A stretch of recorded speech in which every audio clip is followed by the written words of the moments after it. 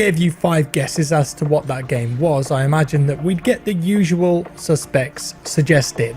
COD, CSGO, PUBG, Halo, something along those kind of lines. It was none of those games though. Instead, a game called Crossfire, which is incredibly popular on PC in Asian markets, but now it's coming to consoles aimed at Western audiences in the form of something new called Crossfire X, and I've been playing it over the last couple of days, and today I'll bring you some gameplay and first impressions to see if it's something that's worth your time. Crossfire X is an Xbox exclusive, at least for now, but before we get into it, let me just remind you how many players Crossfire has. Just a mere 600 million registered users. Admittedly, a lot of that player base, as I mentioned, is within Asia, which is why perhaps a lot of players aren't that familiar with it in Western Europe and the US. The game is produced by Smilegate, who are a South Korean game developer, and they've decided to bring the game to consoles for the first time, because up until now, Crossfire was only on PC.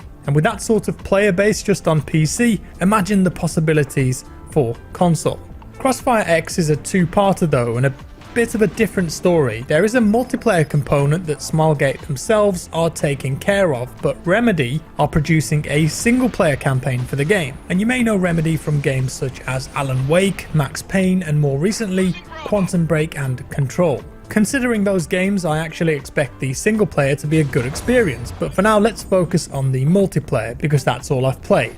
And that's because the Crossfire X beta is available on Xbox this week, and if you're part of the Insider program, you can download it right now and play it. So I jumped in for a few rounds to get a feel and see if it's got potential. At its core, Crossfire X is a tactical, team-based shooter, and most of the core game modes you'll be familiar with, and most FPS players will too, because they've been in a handful of games already. There's nothing evolutionary or drastic here when it comes to the game modes, that's for sure, but to be completely honest, Crossfire didn't have much going for it in terms of originality either, and that did just fine. It took inspiration from a lot of key elements of a game like Counter-Strike. So I've played 3 different modes during my time with the game on 3 different maps. I played Team Match on Black Widow, which is part of the Classic playlist, and then Spectre, which is also part of the Classic playlist on a map called Laboratory, and then finally I hopped onto the GR Tower and played Point Capture, which is part of the Modern playlist.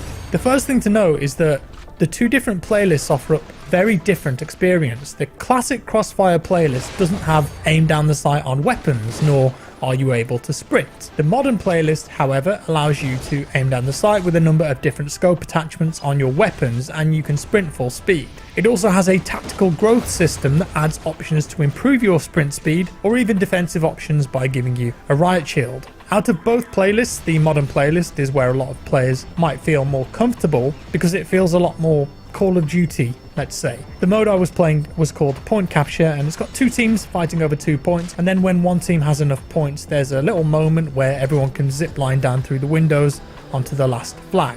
While the zip line down is a relatively cool moment, there isn't anything hugely unique about the game mode itself. When you die, you respawn in really quickly, so it's easy to get back into the action. There's no downtime. And then there are the 2 classic modes that I mentioned. The first one will be very similar to older Crossfire players and anyone who's played Counter-Strike or any search and destroy game mode. It's very much a round-based attack and defend mode. No ADS, as I mentioned, so you've really got to be a lot more precise with your shots, and well, as you guys know, my controller aim is a bit rusty, so I definitely found this harder than the Modern mode, but that's good as it offers up something different for the console market. But while I enjoy these sorts of modes as someone who's played a lot of Counter-Strike over the years, I'm not sure that it will be the go-to mode for the majority of Crossfire X players. The map design felt incredibly similar to CS though, very lane-based, but remember, when you die, you're out for the entire round. The other classic mode is called Spectre, and this one is definitely quite different. There's still an attack and defend element, and there's still a bomb that has to be planted by one team.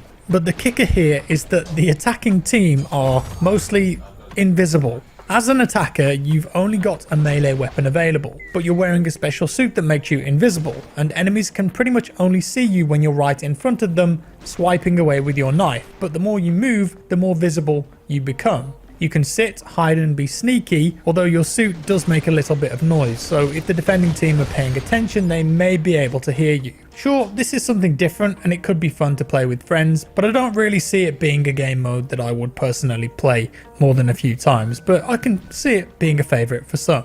When it comes to weapons, well, you've got your usual suspects. The M4, Deagle, AK, AWM, sound like any other game. There are also no real options in the game, so to speak. You can tweak a few of the controller settings, sensitivity for example, and brightness, but that's about it. It is a beta after all though, but I'd like to see a few more customization options on release. In terms of visuals, there's definitely an improvement over the base game, there's no doubt about that. It's actually pretty night and day when you see them side by side, but you would absolutely expect there to be a big difference because the original game came out in 2008, but you could tell how much the original Counter-Strike influenced it. The levels were really basic, as was the case for many games back then, but Crossfire X definitely brings the game into modern day with a huge improvement to visuals, sound design and animations. I'm not going to say it's the best looking game ever, and to be completely honest, the player animations look a bit off at times, but considering the game's multiplayer is free to play, and considering the original game has done so well with the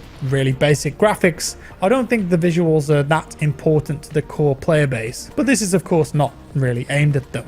Also, based on what the developers have said, what I've been able to play in the current build of the game is nothing compared to what will be available later in the year when the full game launches. There are going to be a lot more maps and lots more game modes to keep you busy.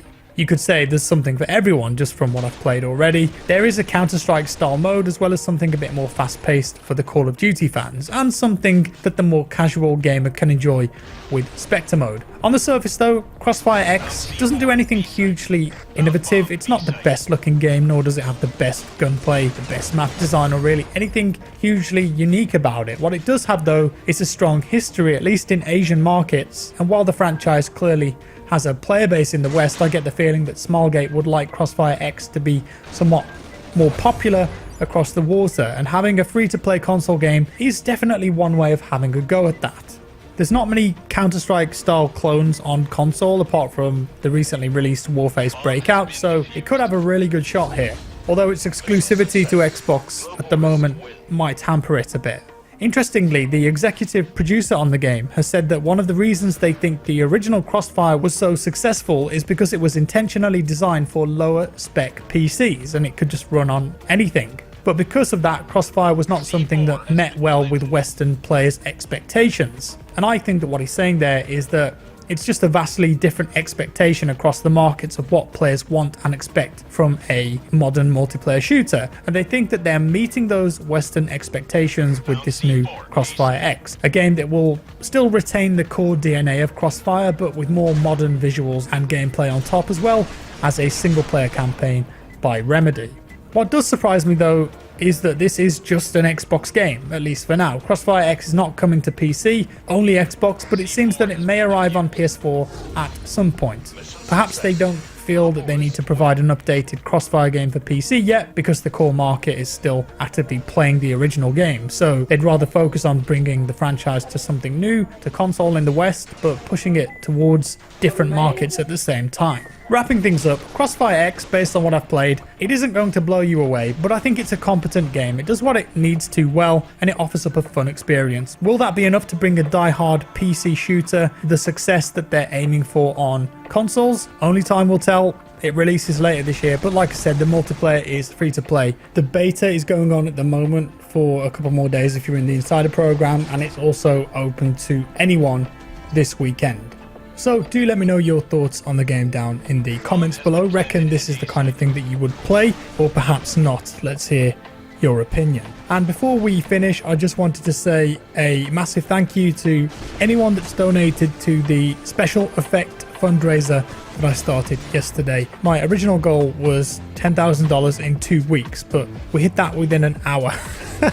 So I've kept on increasing the goal, and at the moment it's at nearly $40,000, which I just never expected. I've now increased it once again to $50,000, and if we can hit that before the 1st of July when the fundraiser ends, I'd be over the moon. The link is on the screen now and also in the description below if you'd like to donate anything. Special Effects, basically they're a charity that help physically disabled people play games, and I like what they're doing. With that said, that's all for today, folks. Thank you for watching. If you enjoyed the video, leave a like. If you didn't, a dislike. Subscribe for more, and I'll see you in the next one.